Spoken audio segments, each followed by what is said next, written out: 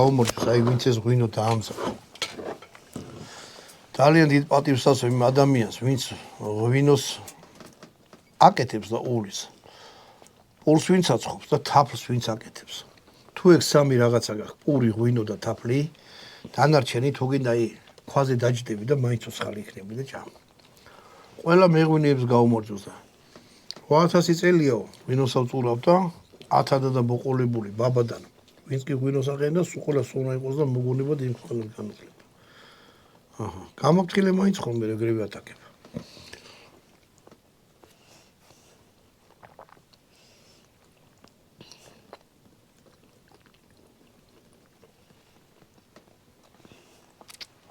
ვერ დავუეჭე ეს ქონი რა.